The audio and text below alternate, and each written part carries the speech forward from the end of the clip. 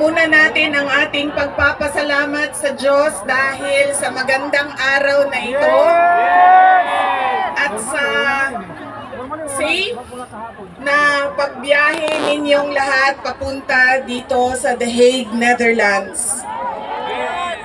At syempre, dahil bumiyahe kayo papunta dito, ay mag-ingat kayo sa biyahe ninyo pauwi lahat sa inyong mga tirahan mamayang hapon. Hapon na po!